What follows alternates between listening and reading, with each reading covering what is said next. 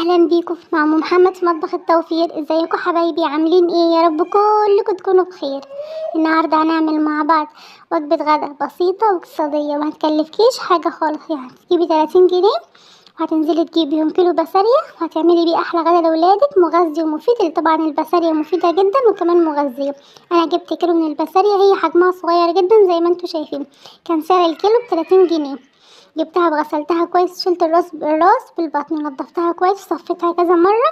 وهتبلها معاكم. عندي هنا معلقه كبيره من الثوم ومعلقتين كبار يعني معلقه كبيره من الملح، واحط عليها كمان معلقه كبيره من الكمون. طبعا البسارية مغذيه جدا وبرضو اكله اقتصاديه. واحط كمان معلقه كبيره من الكمون. انا هعملها معاكم النهارده غدا اقتصادي جدا وكمان سريع، ما بياخدش منك وقت ولا من غير ما تقليها في الزيت ولا حاجه. هنعملها صينيه بطريقه بسيطه جدا. حطيت معلقه كبيره من البابريكا وكمان هعصر عليها عصير ليمونه كبيره بالشكل اللي انتوا شايفينه. طبعا انا لو قليتها هتخلص ازازه الزيت عليها، فانا هعملها في صينيه على البوتاجاز كمان من غير فرن. هتعمليها ومتاخدش معاكي ربع ساعه وتكون مستويه، سهله وبسيطه. وعندي كمان معلقتين كبار من الزيت، واقلب كل ده مع بعض. طبعا التتبيله بسيطه جدا زي ما انتوا شايفين كده. هقلبها، لازم اقلبها كويس عشان تتبل معايا. يعني تنزلي السوق تجيبي كيلو من البسارية، تغسليه وتعملي صينيه جنب شويه رز ابيض او رز بالشعريه، وتعملي احلى غدا لولادك ما هيكلفكيش حاجه. قلبتهم بقى بالشكل ده.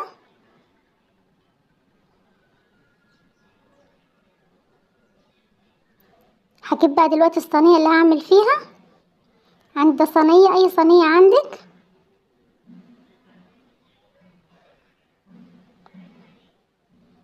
وعندي في الطبق هنا قرن فلفل انا مقطعاه، وكمان حبايتين من الطماطم كبار انا مقطعاهم. لو عندك عودين بقدونس كمان ممكن تحطوا، بخلي طعمها برضو جميل، بس يعني كانت خلصانه من عندي. قلبتهم بقى بالشكل ده وافضي عليهم بقى البسارية، واقلب كل ده مع بعضه كويس. البسارية بقى بالتتبيله بالفلفل بالطماطم. شايفين مكوناتها؟ هي بسيطه جدا وكمان سهله جدا، اي حد هيقدر يعملها، ما هتاخدش منك وقت خالص. هقلب كل ده كويس وهنسويها برضو على البوتاجاز من غير فرن. ممكن تسويها في الفرن يعني اللي يريحك، بس هي ما بتاخدش وقت، هي حجمها صغير. فانا سويتها يعني على البوتاجاز، يعني ما اخدتش معايا وقت خالص. بالشكل ده افردها في الصينيه بحيث تستوي يعني كلها مع بعض. يعني شايفين هي طريقتها بسيطه وبرضو مكوناتها بسيطه. تعال بقى نشوف هنسويها مع بعض ازاي. يلا بينا. هنا بقى البوتاجاز ناره متوسطه، يعني مش عاليه، يعني نار متوسطه. احط عليه الصينيه واسيبها يعني ايه حوالي 10 دقايق كده لحد بقى ما تبدأ تستوي مع بعض، والخضار بقى ينزل المية بتاعته.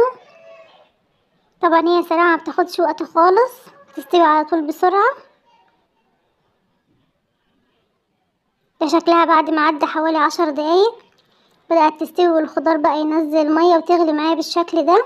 ممكن تسويها بالفرن لو عايزة يعني، بس هي ما بتاخدش وقت. اعمليها على البوتاجاز وجنبها حلة تانية فيها شوية رز، وكده اكون خلصت الغدا. يكون برضو اقتصادي ويكون برضو يعني سهل وسريع، تعمليه على طول. هغطيها بقى بصينية واسيبها بقى لحد ما تستوي.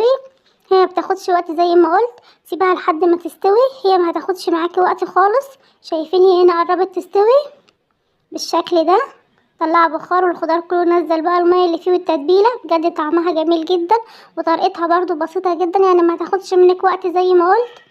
شايفين شكلها وهي بتستوي؟ ما شاء الله جميله، برضو بسيطه، يعني غدا على قد الايد، سهل وسريع جدا.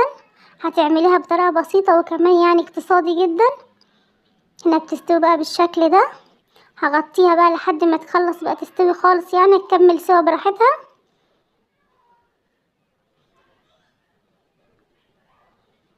ده شكلها بعد ما استوت، شكلها جميل ومخدتش وقت خالص. اعملي جنبها شويه رز ابيض، وكده يكون غدا النهارده اقتصادي وبسيط. اتمنى الفيديو يعجبكم.